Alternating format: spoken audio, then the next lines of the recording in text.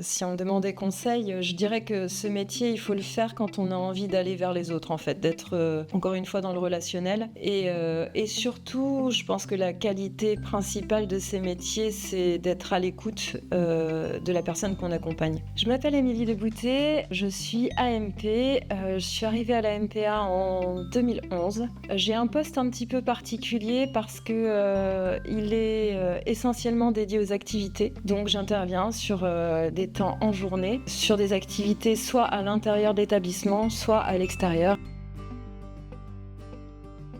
J'ai fait la formation d'AMP à l'IRTS de Poitiers pendant 1 an en formation initiale, donc avec 2 stages à l'intérieur de la formation.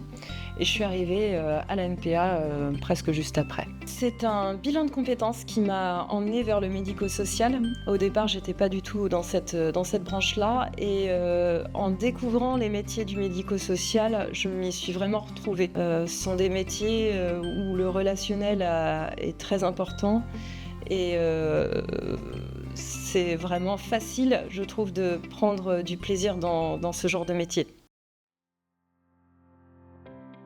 Alors concernant l'émission, on propose des activités donc en interne. Ça va être des activités de bureau, ça va être la collecte de déchets papier avec les résidents, ça va être la médiathèque de la MPA, animée par 2 résidents de la MPA. Ce sont des activités qui permettent à chacun de faire des choses, de se mettre au service des autres aussi, d'être valorisé dans les tâches, dans le travail. Après, il y a toutes les activités à l'extérieur de l'établissement. Donc là, on va faire appel à des partenaires extérieurs, des structures. Ça peut être des associations, des entreprises. Par exemple, j'emmène les résidents travailler à la boulangerie d'Intermarché, travailler à l'épicerie sociale, à la médiathèque de Mel, à la fromagerie.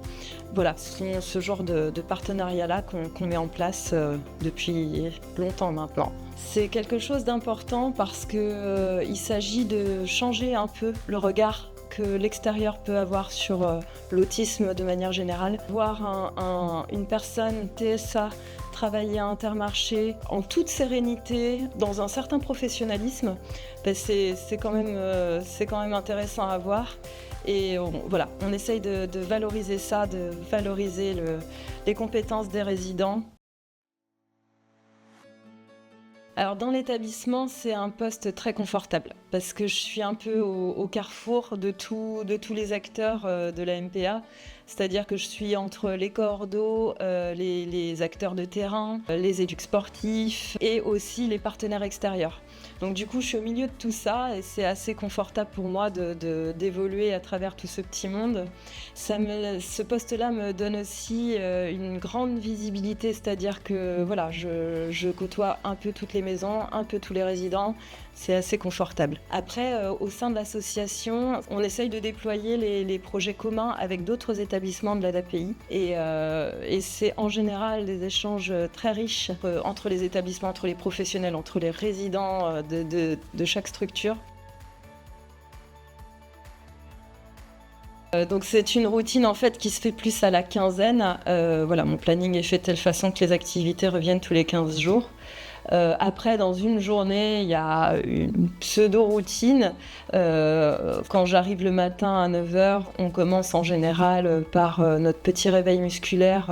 Voilà, il s'agit de faire des petits mouvements de gym douce pour se réveiller tranquillement dans la bonne humeur. Et ensuite, là, on enchaîne sur la journée. Donc, en général, c'est le départ pour un des partenariats à l'extérieur, soit la boulangerie, soit la fromagerie. Donc, je vais chercher le résident et puis ensuite, on va dans la structure d'accueil. En général, il y a 2 partenariats dans la journée et donc le reste du temps, quand je ne suis pas en partenariat ou alors en activité interne, j'en profite pour faire tout ce qui est écrit, rédiger les bilans, rédiger les transmissions, ce genre d'écrit, les projets, coordonner les projets.